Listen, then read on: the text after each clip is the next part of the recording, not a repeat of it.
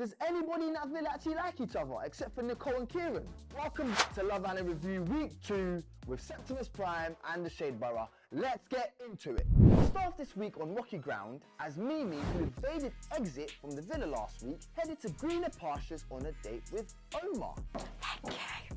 Though the 25-year-old PE teacher would impress Mimi with his PEE, the public would soon notice that AYO was still on Mimi's mind.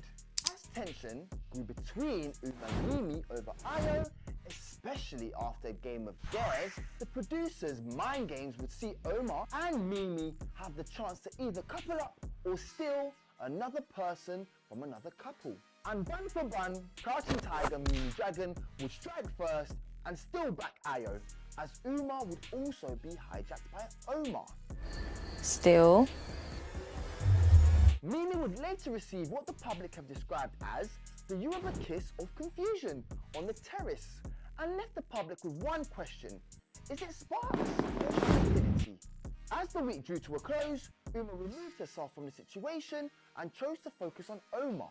But is it just me, or was Io not pleased? At the final recoupling of the week, Mimi would once again recouple with Io, and Uma would once again recouple with Omar. And neither couple looked happy, which has left the public with one question: is anyone genuine? Do the producers need to shake it up? Let us know what you think in the comments. Last week, we also saw Ronnie, publicly state he can see clearly now, and no, it wasn't a Specsavers promo. He was talking about seeing a connection with Harriet. Harriet, who was left to be the outcast of a love triangle with Kieran and Nicole, was singing "Hey Ya," as Ronnie showed clear interest in her this week. However, Jess would not back down easy and let herself become the brunt of the joke, as she fought back willingly in an effort to save her connection with Ronnie. I'm not going to argue with you, Harriet. No, I'm not arguing with you, but what I'm saying is I feel like you act this certain way and say it's not digged at me, but then it, like, but it's not a dig. My personality, where I come from, is I'm straight up, I'm brutal with my...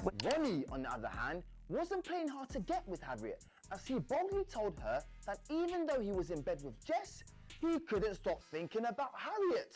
But then denied it like Peter 2 minutes later, when Jess asked him the question.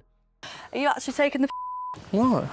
The public saw a different side to Harriet that they liked this week, as she stood up for herself numerous times and fought off verbal attacks from Jess, who struggled to decide who the actual villain was in her love story. Ronnie was eventually given an ultimatum to choose. Unlike the blind leading the blind, Ronnie would go to his friend Io for advice. In the end, Ronnie would not need to make a decision, as Jess would make one for him and choose to couple up with the people's favourite sweet tooth, Sean, leaving Harriet to couple up with Ronnie.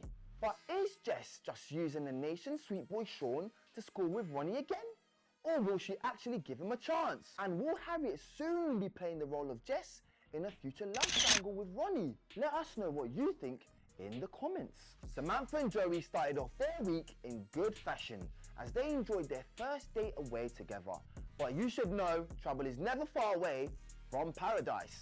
And trouble came in the form of 3 new islanders called Tiffany, Will and Grace. And of course, Grace just happened to put the X in Joey Essex, as Samantha watched her baby reindeer's red nose light up at the sight of his old flame. Bro, really? That blonde girl, bro.